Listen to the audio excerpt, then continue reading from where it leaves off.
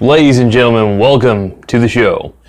I wanted to do another show today. This one is kind of an interesting one. I think this one is mainly about it's mainly about cannabis stocks and how I'm playing both sides and why I'm playing both sides. So I'll tell you why I play both sides of the cannabis industry. One, the first main reason is, well, there are plenty of reasons, by the way, to play both sides in the cannabis.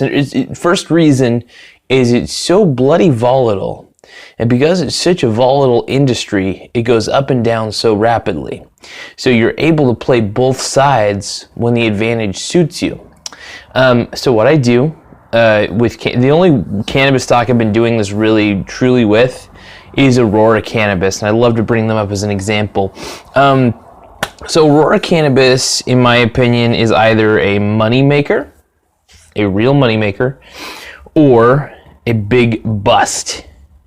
Now, I don't want to believe it's a bust. I really don't, and I don't think it will be, ultimately. But look, who knows? It really could be. So we're not gonna get any foolish hopes up. We're gonna be smart about this. The thing is, they're going through a reverse stock split where they're doing a 1-for-12 split. And I've talked about this in my previous videos, but it's good to talk about because this is an important split, you guys. Really huge, really important. When a company does a split like this, it goes one of two ways.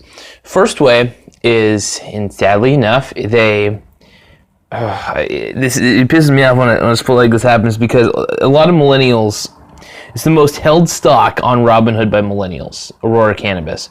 Now, do I have some faith it'll eventually traverse the storm and get out of its shell? Yes. That's one of the reasons, though, why I have put contracts for now, because I think it's going to take a while. Their balance sheet may look good in the end. Who knows? Maybe they'll beat the earnings reports, and maybe things will go well. I don't know about Aurora. They're very up in the air. I look at their balance sheet. They burn through so much cash. So I think it's very important. Yeah, I really think it's important. If you're going to choose one company, I think Aurora Cannabis isn't such a bad play. But you want to make sure you play both sides. So, for example, let's say today it decided to go down in stock price, right? Maybe like it went 2 or 3%, right? Well, it would be advised for you to buy some shares. Now, what I've been doing is I like to lower my average cost for Aurora. Now, I saw the writing on the wall quite early, so when I actually had quite a heavy stake in Aurora Cannabis until I started to realize this isn't looking good. This company's not looking good. Their balance sheet's too whacked. It was really whacked and out of control, and I just couldn't do it. So I still hold their stocks, their shares, in the hopes it'll eventually go back up. But here's the deal. As wishful thinking as that would be, and as much as I want, deep in within my heart of hearts, for it to be so, I'm probably wrong. I don't want to be wrong, though, but I'm probably wrong. But here's the deal. Even if I'm proven to be right with the put contracts, at least, as it goes down, I could buy more shares to lower my average cost to where it would be very similar and very close to the actual strike price. So I'm really fascinated as to where Aurora Cannabis is going in its value. I think it's gonna free fall. I really do, and I'm not really pessimistic on their company. I just think it's gonna free fall. This is all there is to it. If it doesn't, though, if it goes back up like rapidly, then I hit the jackpot because $1 gain is equivalent in this situation for what I've got. $1 gain is essentially equivalent to I get like $2,500 per $1 gain in share prices. So that would, in a sense, if I actually had $1 gain, that would cover the entirety. Hear this out. This is crazy. It would cover the entirety of the amount that I put in shares, and I would gain a substantial profit overall. It's wild. It's a wild ride. I am a big fan of Aurora Cannabis, and if they were to rebound, like if they went up like fucking $10 or so, I doubt they're gonna go up to that price. I really doubt it. With the way they burn cash, they may be in a never-ending free fall. I don't want that for any company, but man, Aurora Cannabis is not looking good. Everything's just not in their favor. Nothing looks like it's in Aurora Cannabis's favor. Like I said, I've purchased several put contracts. Those are really cool. The put contracts I have are extended out. They go very far out. So the cool thing about the contracts, here's two advantages I have with these contracts. One, if it free falls, which I see it free falling based on all the stats, their earnings, I don't think their earnings are going to look great. Everything about it, their financial statements are trash.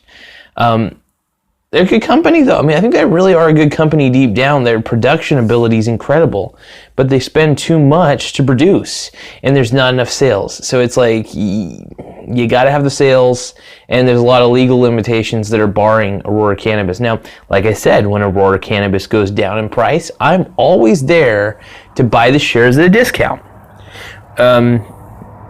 Even if, and I'm going to hold these shares probably for all time, because I'm going to make a shit ton of money off the put contracts if it free falls. And like I said, I'll have the leverage to purchase more shares to lower the average cost permanently, to make it to where no matter what direction Aurora Cannabis goes, I will have the supreme eternal advantage, and it will always go up or down. And no matter what direction it goes, it'll be profit city for this guy. So, I don't know. It's exciting, though. It's an exciting prospect, and hold on, sorry. I definitely intend on doing more of these videos, though, because I like educating you guys. You're always a very receptive crowd. And my goal is to make your financial lives easier. The reason I do these shows is kind of a dialogue between myself and the audience. I like putting myself out there. I love being able to communicate with you guys. It's really an honor. Any comments and questions, I always love hearing fan mail. So if you guys ever want to send fan mail or hate mail, always feel free, no matter what, to send mail to garzabrands@gmail.com. That's GARZA BRANDS @gmail.com. That's our official email address. You can always feel free to send us a message. Any feedback, anything you just want to say, any creative ideas. I like hearing from my audience, because some of you guys may have a perspective I don't, that can give me the opportunity to improve this show for you and everybody else. It is something I want to do, and I want to apologize. I really want to apologize if any aspect of the show is not to your liking. I always do my best, and I can't please everyone. I know that for a fact. And if I have to lose viewers, I will always lose viewers if I need to. But my goal is to gain viewers and help people out. My goal, no matter what, is to just help your ass out. So I'm always going to give you the best advice I can. I can't always say it'll be perfect, but I can let you know I will give you my heart, my soul, all my effort with all this. So I'm going to always try to help you guys out. I'm trying to see if there's any other final notes I can offer. If I could say one thing, try to take more time to try to create a system in the market. Like I said, I'm always creating systems within the market that allow me to make money. So I'll do some more episodes on this, but I'll give you an example. Like I said, on Robinhood, I do the puts and I do the buys for one company, one specifically volatile company that can go up or down any day of the week based on any form of news. Aurora Cannabis, I was lucky enough and timely enough to get a system set in place. Sometimes you do have to be very timely to get those in place, and you have to be willing to sacrifice a little bit of money. Is it always a good idea? I don't know. So sometimes it's a good idea and sometimes it's not. I will always be the first to say,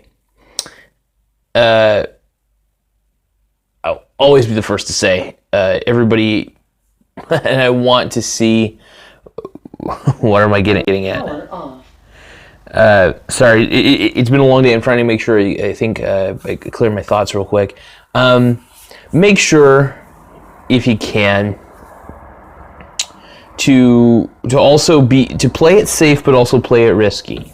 If you're still young, if you're in your 20s to 30s, I'm in my early 30s, so I still got time. 31 right now. I should be set to retire by 33 or 34 based on the way that I'm playing the game. My goal, in a sense, is early retirement. I want to be the mobile investor. I want to be the mobile business creator. I want to be able. I have multiple streams of income already. I just want to be the mobile guy. I would love to be a mobile manager. I think that's kind of one of my goals because I have gypsy blood in me a little bit. So what I mean by mobile manager is I would be a guy who manages businesses, who's able to own them, but also manage them from afar. Have people actually manage the real business. It's kind of one of my goals, one of my dreams. I do like having forms of passive income that automate. One of my business adventures, I'm really going off on a tangent, you guys, but I want to thank you for at least listening to this last part of the episode. I'm always looking for multiple forms of passive income. Passive income is my favorite. Dividend stocks, I love it. It's basically, it's funny because you can get, I love the dividend payouts, man. They're great. Another form of automated payouts, which if I was to get, how much?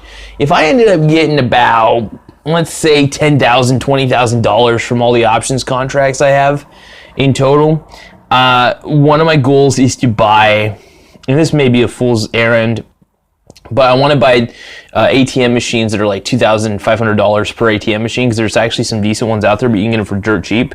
And then when you buy them, you of course there's like small fees here and there, but you get small transaction fees for it. You have to reload them with cash, though. Make sure you put them in high traffic locations. I will say the ATM business is not really lucrative right now. For sure. Laundromats, though, it's funny. I went to my laundromat the other day, and they had an ATM system in there, but it was non-functional.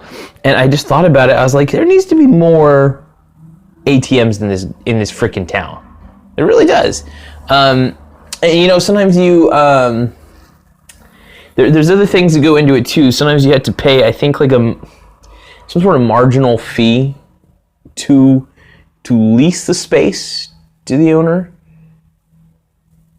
Hold on, I'm trying to. But it's tough to say sometimes. But I really do want to thank you guys really fast. I want to thank you guys always for viewing my videos. I'm trying out a few new things. Trying my best to be experimental with my videos and how I tag them, and trying to get all the information out I can. I want to try to market these in every way possible. Like I said, my goal, my desire is to help you be financially intelligent, to give you some systems that you may have never thought of, and also encourage you to create your own systems, create your own assets. Creating assets is really fun, and I learned from Robert Kiyosaki, it's very easy and very possible to always create your own assets. So I want to thank you guys so much for taking the time to view Radical Money. My goal is to do like 10 million episodes. I know that's unrealistic, and I know that's crazy, but I want to thank you guys so much for taking the time to view this as always. Take care of yourselves. Tune into the next episode. I'm going to try to put out more episodes, as many as I can, every single day for you guys, because you guys have been the best audience, and a sweet audience, and a glorious audience, a pretty audience. But thank you guys for putting up with my weird sense of humor. It's a little dry, like the pussies. But no, thank you guys so much once again, and have a wonderful day. Thank you.